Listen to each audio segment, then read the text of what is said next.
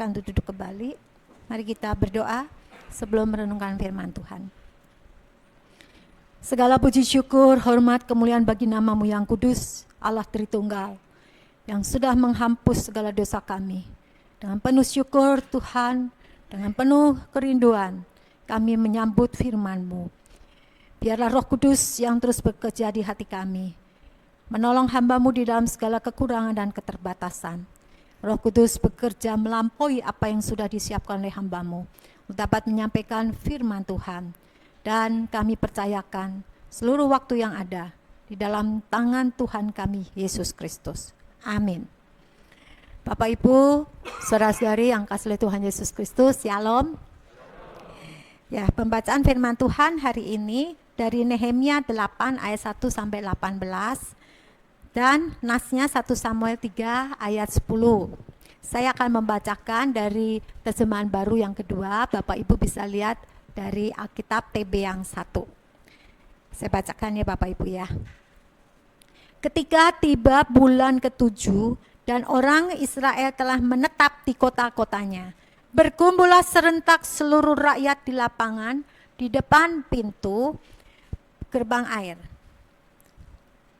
Berkumpullah serentak seluruh rakyat di lapangan di depan pintu gerbang air. Mereka meminta kepada Ezra ahli kitab itu supaya ia membawa kitab Taurat Musa yang diberikan Tuhan kepada Israel. Lalu pada tanggal 1 bulan ke-7 itu, Imam Ezra membawa kitab Taurat itu ke hadapan jemaah, baik laki-laki maupun perempuan, dan setiap orang yang dapat mengerti. Ia membacakan bagian-bagian dari kitab itu menghadap lapangan di depan pintu gerbang air dari pagi sampai tengah hari di hadapan laki-laki dan perempuan serta semua orang yang dapat mengerti. Dengan penuh perhatian seluruh umat mendengarkan pembacaan kitab Taurat itu. Ezra ahli kitab itu berdiri di atas mimbar kayu yang dibuat untuk keperluan itu. Di sebelah kanannya berdiri Martia, Sema, Anaya, Uria, Hilkia, dan Maaseiah. Sedangkan di sebelah kirinya berdiri Pedaya, Misael, Malkia, Hasum, Hasbadana, Sakaria, dan Mesulam. Ezra membuka kitab itu di depan mata seluruh umat karena ia berdiri lebih tinggi dari semua orang itu. Ketika ia membukanya, semua orang berdiri. Ezra memuji Tuhan Allah yang Maha Besar dan semua orang menyahut, Amin, Amin, sambil mengangkat tangan. Kemudian mereka berlutut dan sujud menyembah Tuhan dengan muka sampai ke tanah. Yesua, Bani, Serebia, Yamin, Akub, Sabeta, Hodia, Mesea, Kalita, Asaria, Yosabat, Hanan, dan Pelaya, yang adalah orang-orang Lewi, mengajarkan Taurat kepada umat, sementara umat itu berdiri di tempatnya. Mereka membacakan kitab itu, Taurat Allah, dengan jelas dan memberi penjelasan sehingga pembacaan itu dapat dimengerti. Lalu Nehemia, kepala daerah itu, dan Imam Ezra, ahli kitab itu, serta orang-orang Lewi yang mengajar umat itu, berkata kepada mereka semua, hari ini kudus bagi Tuhan Allahmu. Jangan berduka cita dan menangis, sebab seluruh umat menangis ketika mendengar perkataan Taurat itu. Lalu ia berkata kepada mereka, pergilah, makanlah makanan yang enak-enak dan minumlah minuman manis, serta kirimlah sebagian kepada mereka yang tidak sedia apa-apa. Karena hari ini kudus bagi Tuhan kita. Jangan bersusah hati, sebab sukacita dari Tuhan itulah perlindunganmu. Orang-orang Lewi menyuruh seluruh umat supaya diam dengan berkata, tenanglah, karena hari ini kudus, jangan bersusah hati. Lalu seluruh umat pergi untuk makan dan minum, membagi-bagi makanan dan berpesta ria, karena mereka mengerti segala firman yang dijelaskan kepada mereka. Pada hari kedua, para kepala kaum seluruh bangsa, para imam dan orang-orang Lewi datang berkumpul pada Ezra ahli kitab itu untuk menelaah perkataan Taurat itu. Didapatinya tertulis dalam hukum yang diberikan Tuhan dengan perantaraan Musa bahwa orang Israel harus tinggal dalam pondok-pondok pada hari raya bulan ke-7 dan bahwa di semua kota mereka serta di Yerusalem harus disampaikan berita dan pengumuman demikian. Pergilah ke gunung, ambillah daun zaitun dan daun pohon minyak, daun pohon murat, daun kurma, dan daun dari pohon yang rimbun untuk membuat pondok-pondok sebagaimana tertulis. Lalu pergilah orang mengambil daun-daun itu dan membuat pondok-pondok masing-masing di atas atap rumahnya, di pekarangan mereka, juga di pelataran-pelataran rumah Allah, di lapangan pintu gerbang air dan di lapangan pintu gerbang Efraim. Seluruh jemaah yang pulang dari pembuangan membuat pondok-pondok dan tinggal di situ. Memang sejak zaman Yosua bin Nun sampai hari itu, orang Israel tidak pernah melakukan yang demikian. Sungguh besar sukacita yang dialami. Bagian-bagian dari kitab Taurat itu, Taurat Allah itu dibacakan tiap hari, dari hari pertama sampai hari terakhir. Selama 7 hari mereka merayakan hari raya itu. Dan pada hari ke-8 ada pertemuan raya sesuai dengan peraturan. Kemudian nas yang akan kita baca dari 1 Samuel pasal 3 ayat 10. Bentar ya. 1 Samuel pasal 3 ayat 10. Tadi deh, sorry sebentar. Demikian firman Tuhan. Lalu datanglah Tuhan, berdiri di sana dan memanggil seperti yang sudah-sudah. Samuel, Samuel. Samuel menjawab, berfirmanlah sebab hambamu ini mendengar. Demikianlah saudaraku yang kasih oleh Tuhan, pembacaan firman Tuhan. Berbahagialah setiap orang yang mendengarkan firman Allah dan yang memeliharanya dengan setia dalam kehidupannya. Haleluya. Haleluya, haleluya, haleluya.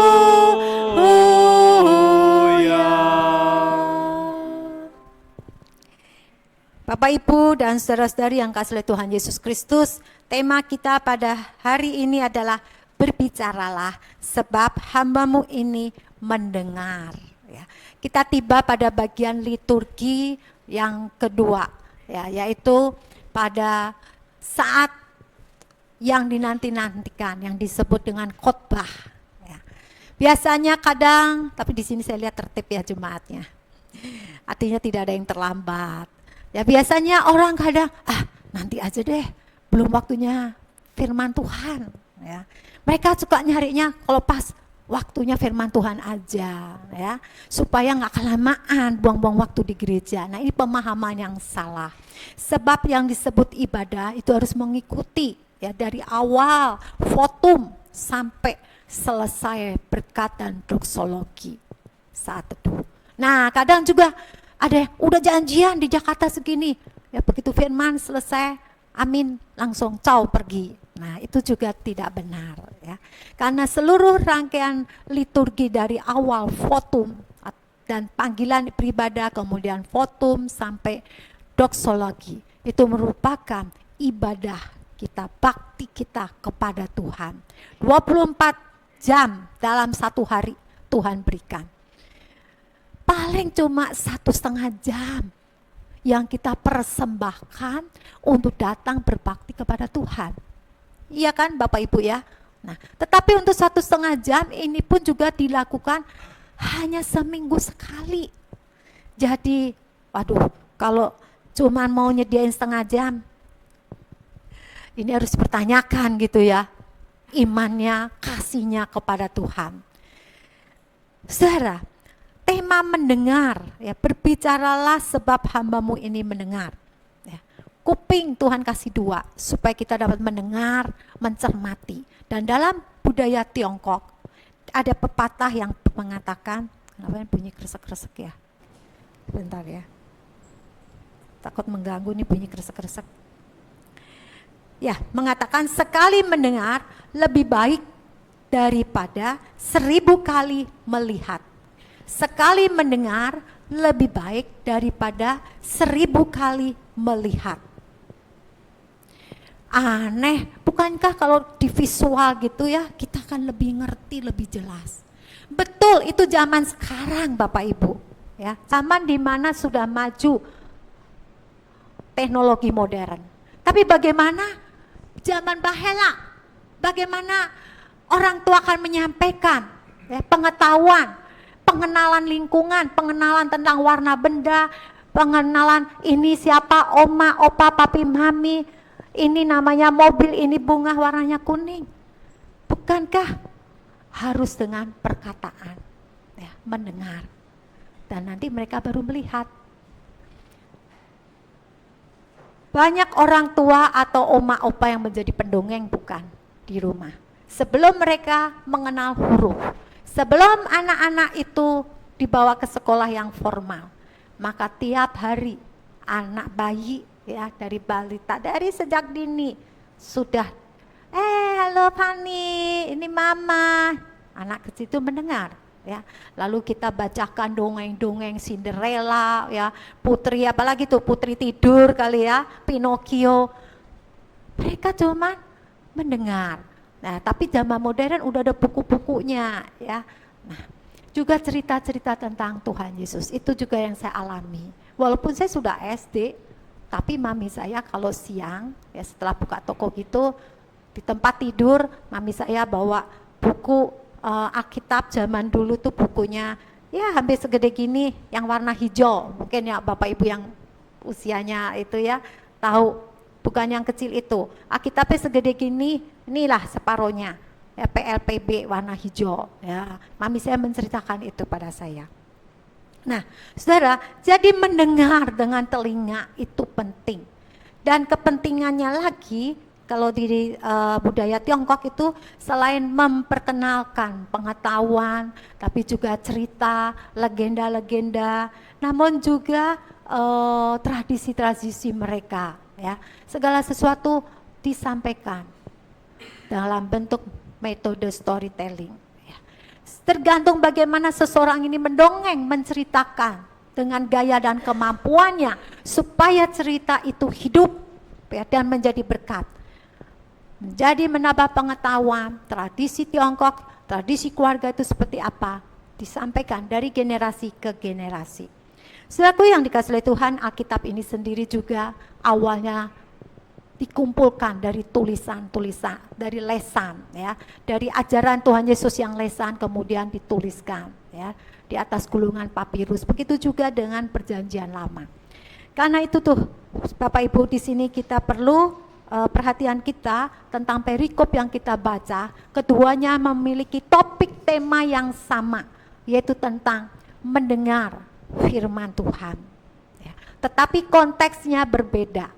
Di dalam konteks Nehemia, ya, kitab Nehemia 8 yang tadi kita baca, di sana diceritakan dengan jelas bagaimana seluruh umat yang sudah pulang dari tempat pembuangan berkumpul di area pintu gerbang air, ya, salah satu gerbang Yerusalem, karena itu tempat yang luas. Semua berkumpul lalu mereka mendengarkan ya, kitab Taurat Musa yang dibaca oleh Ezra ahli kitab itu. Sikapnya dengan berdiri, ya, tadi saya mau suruh berdiri, cuma ini bacaannya panjang ya Bapak Ibu. Tetapi ternyata mereka melakukan, mendengarkan pembacaan Alkitab itu dari pagi sampai siang hari. Posisinya berdiri, bayangkan ya Bapak Ibu ya. Lalu juga disertai dengan puji-pujian ya oleh Imam Ezra dan dijawab amin, amin, penuh antusias. Ada sukacita. Memang semula mereka sedih ketika mendengar firman Tuhan yang dibacakan itu. Mereka sedih karena menyesali dosa-dosa yang mereka lakukan, yang dilakukan oleh nenek moyangnya, sehingga mereka dihukum ke pembuangan selama 70 tahun.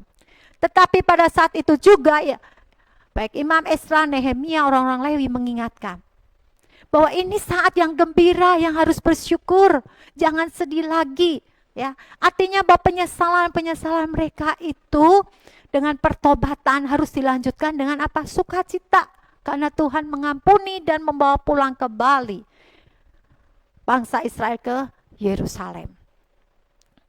Karena itulah kesedihan, penyesalan ya, digantikan untuk bersukacita, untuk makan-makan. Ya, habis ibadah suka ada ya ramah tamah makan-makan. Tetapi juga diingatkan, jangan cuma untuk diri sendiri. Ketika kita sedang bersukaria, ingat orang lain yang tidak punya apa-apa. Itu unsur ibadah. Secara vertikal ibadah yang sejati dan juga secara horizontal ya. Tersambung, terkoneksi dengan untuk sesama manusia, berbagi untuk makanan, minuman yang kita terima dari Tuhan untuk sesama. Itulah yang disebut ibadah yang sejati, persekutuan dengan Tuhan dalam relasi yang erat, mendengar firman, tetapi juga kita punya relasi cinta kasih kepada sesama. Mereka mendengar dan mereka merespon firman yang mereka dibaca oleh Ezra maupun Nehemia, orang-orang Lewi itu ya, dengan menyesali dosanya, menangis ya, menangis karena mau bertobat ya. Lalu para imam mengatakan ya, bahwa Tuhan mengampuni dengan membawa pulang, makanya harus bersyukur dan bersukacita. Itulah respon ya, ketika menyambut mendengar firman Tuhan. Ya, bagian firman Tuhan ini sangat penting. Karena melalui mendengar firman Tuhan, mendengar pembacaan Alkitab dalam ibadah-ibadah, hubungan kita terus dibangun ya, dengan Tuhan. Chemistry-nya gitu ya, kalau istilah anak muda gitu. Ya, supaya dengan membangun suasana, membangun relasi, ya, ada kehidupan persekutuan yang sejati. Saudara, tetapi juga kita melihat di bagian perikop yang kedua dengan konteks yang berbeda. Ya, yaitu konteks Tuhan memanggil Samuel bukan di saat mendengar firman Tuhan, tapi pada saat apa?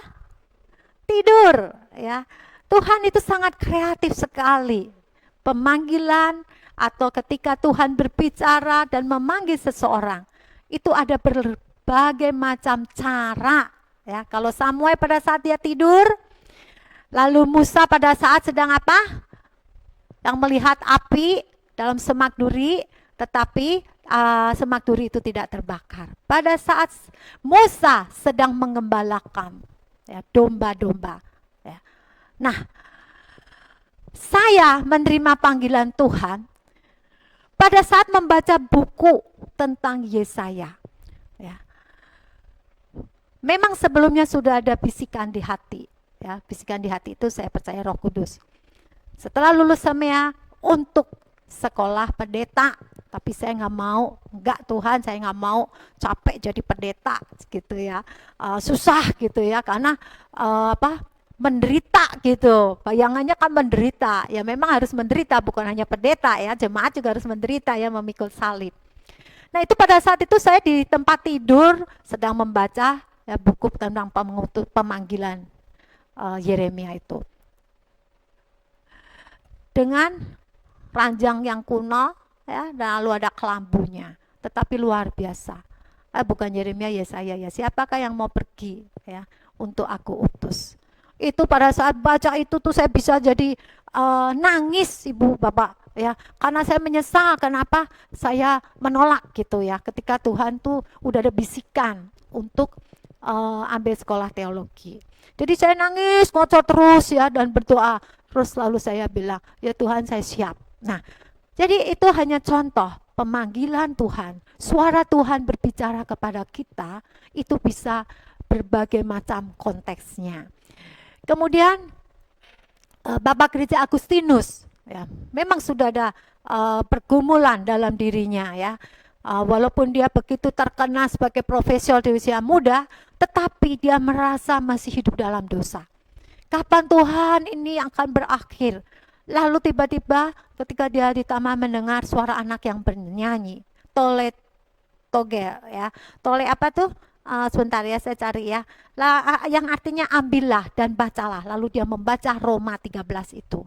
Ya, yang mengatakan supaya mengenakan perlengkapan senjata dari Kristus dan hidup secara sopan.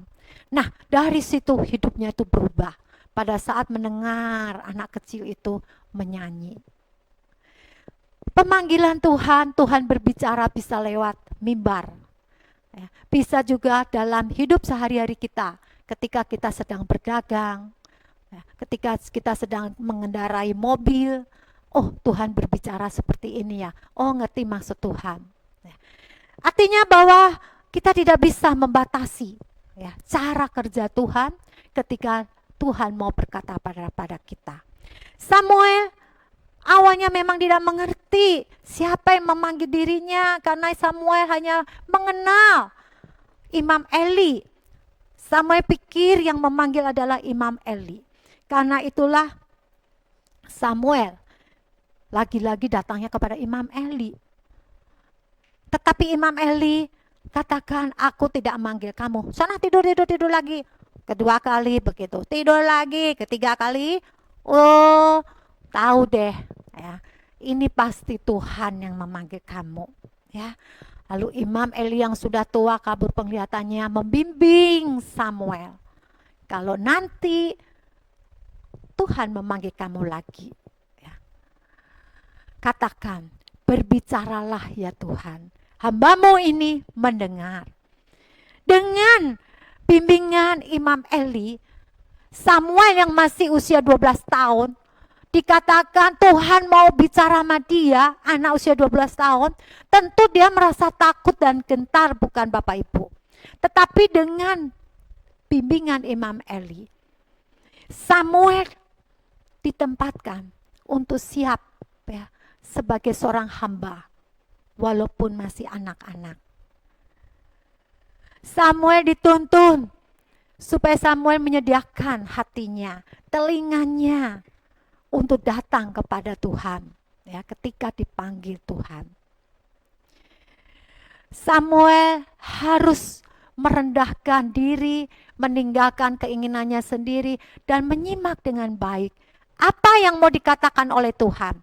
Lalu besok kamu harus ceritakan apapun firman Tuhan itu pada Imam Eli. Saudara, itulah yang sering kita katakan pada Tuhan, bukan? Tuhan, berbicaralah, aku mau mendengar karena aku hambamu. Tetapi kadang di tengah-tengah ibadah kita, pada saat khotbah itu disampaikan, kadang pemikiran-pemikiran kita ini suka apa, Bapak Ibu? Ya? Lari-lari. Iya, lari-lari kemana-mana. Saya juga kadang begitu, terus serang ya. Nggak bisa fokus, apalagi kalau khotbahnya kelamaan, terus ngalor ngidul gitu ya. Nggak paham lagi. Betapa memang penting untuk fokus. Tapi untuk fokus itu tidak mudah. Karena ada banyak pikiran. Beban hidup. Tetapi diingatkan, ya, saat ibadah di gereja, jangan sedih, ya, jangan berduka cita. Karena saat ibadah, saat mendengar firman, ya, itu saat sukacita. Sebab Tuhan berbicara kepada kita. Tuhan Allah yang maha kuasa, maha kudus, maha tinggi, mau datang, mau mengatakan isi hatinya. Contohnya aja Bapak Ibu, ketika Bapak Ibu diundang oleh besan, ya besan aja deh, jangan yang petinggi-petinggi yang tinggi, yang jauh yang nggak kita lakukan ya. Besan manggil kita, bagaimana mimik Bapak Ibu? Atau yang muda, mertua manggil ya untuk bertandang ke rumahnya makan bersama ulang tahun. Mimik kita harus apa? Senyum, sukacita ya, biarpun di rumah mungkin berasnya habis ya, kredit belum dibayar. Tetapi saat ketemu dengan orang yang penting buat kita, kita tuh selalu senyum. Dan pikirannya nggak mungkin, bisa lagi ngomong kita mikirin, itu hitungannya benar nggak ya? Atau kompornya udah mati belum ya? Nggak begitu. Pasti kita dengan antusias, mata kita memandang, pikiran kita mengikuti ya obrolan yang ada. Apalagi kalau itu menyangkut masa depan anak mantu cucu kita ya, soal pembagian warisan. Wah, nyimaknya banget gitu ya. Nah, seharusnya seperti itu ketika kita mendengar firman Tuhan. Kita mau fokus ikutin ya, pemahaman firman Tuhan supaya mengerti. Dan apa yang terjadi ketika kita mendengar dan mengerti? Mereka bergembira karena mengerti firman Tuhan. Saya aja sebagai hamba Tuhan, ketika membayun firman Tuhan, kita suka renung-renungin, gimana ya kaitannya? Dah, ketika Roh Kudus menuntun, oh ini kaitannya. Ada sukacita bahwa Tuhan tuh menolong saya untuk dapat menyampaikan firman itu. Saudaraku yang dikasih oleh Tuhan Yesus Kristus, memang ada beberapa hambatan faktor yang bisa membuat kita kurang peka terhadap panggilan Tuhan. Ya. Faktor itu bisa karena kebisingan dunia. Ya. Kebisingan, urusan-urusan dunia terlalu sibuk. Ya, gimana nggak mau sibuk busokes, kita masih hidup di dunia, masih dituntut untuk apa deadline-nya, ya job-job itu yang harus dikerjakan. Oke. Tapi ada waktu jeda. Ya, kalau film ada jeda waktu di mana kita bisa ke toilet, minum gitu kan, bisa lihat SMS. Begitu juga dalam hidup. Kita harus punya jeda waktu menyendiri bersama Tuhan, bersaat teduh, mendengarkan Tuhan. Di dalam relasi yang intim dengan Tuhan, kita itu akan selalu diasah kepekaan kita untuk mendengar suara Tuhan, untuk mendengar ya Tuhan memanggil kita. Nanti ada pemilihan majelis misalnya yang baru, atau badan-badan pengurus, atau dibutuhkan untuk ini singer atau WL, pianis di multimedia. Bagaimana kita menjawab ya pemanggilan Tuhan itu?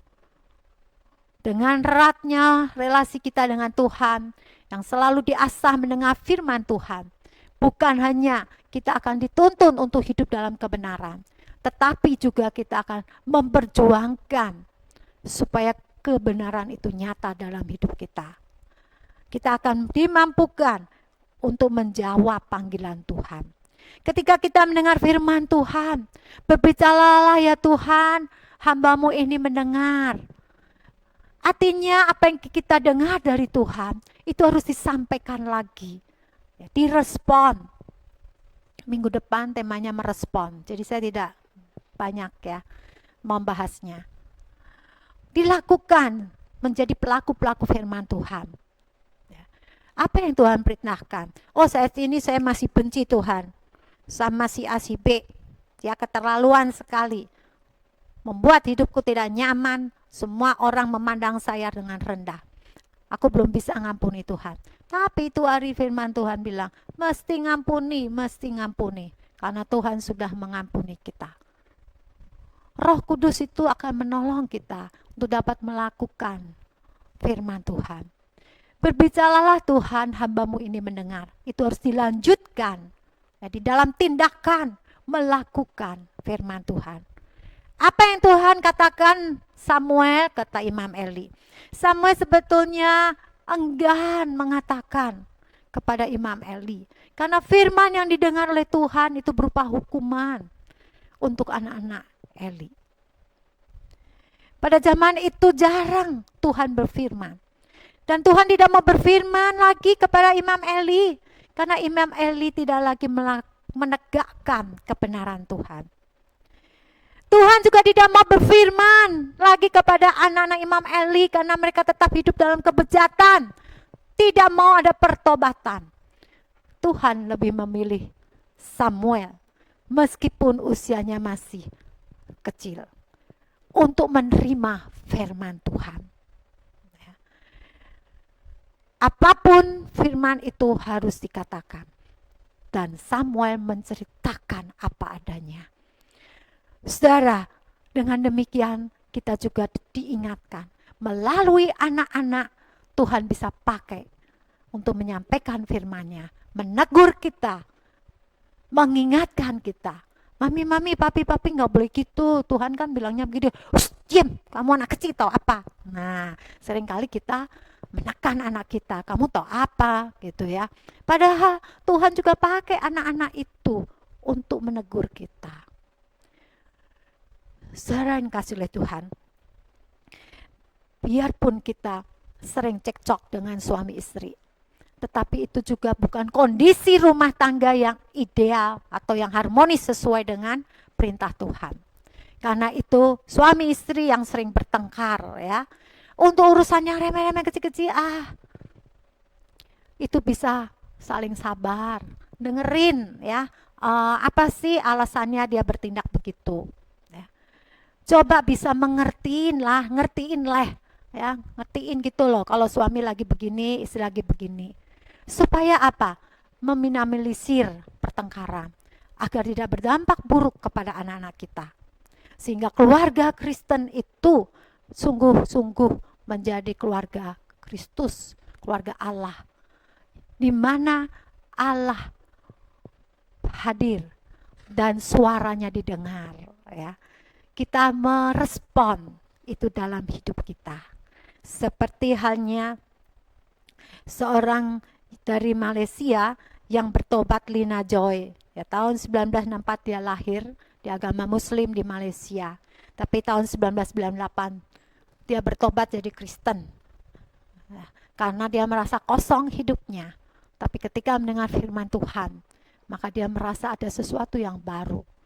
Sekalipun ditolak oleh keluarga, masyarakat, dan ditempuh dengan jalur hukum. Akhirnya Lina Joy ini bisa resmi ya, secara hukum menjadi Kristen. Dia terus berjuang, memperjuangkan dengan gigih ya, firman Tuhan yang sudah dia dengar itu untuk menjadikan dirinya sebagai pengikut Kristus. Saudaraku yang kasih oleh Tuhan, berbicaralah Tuhan, hamba-Mu ini mendengar, bukan hanya di tempat ibadah saat ini, tetapi juga dalam kehidupan setiap hari. Biarlah kita semakin peka atas kehadiran Tuhan.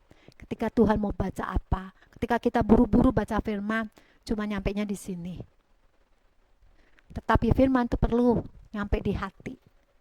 Ya, menjamah kita, mengubah, dan izinkan Roh Kudus mengubah hidup kita. Tuhan memberkati. Amin.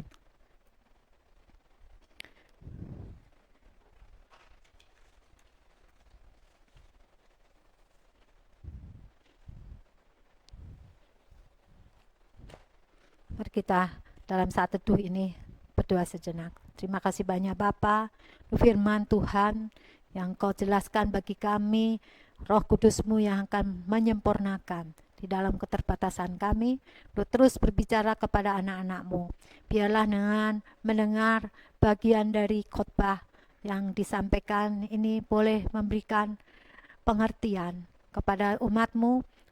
Ketika tiba giliran khotbah, mereka dapat mempersiapkan dirinya menyambut firman Tuhan. Terima kasih banyak Bapa untuk sukacita yang Kau berikan bagi kami pada saat kami ibadah, juga dilanjutkan dalam hidup setiap hari. Demi Kristus kami menyerahkan diri. Amin.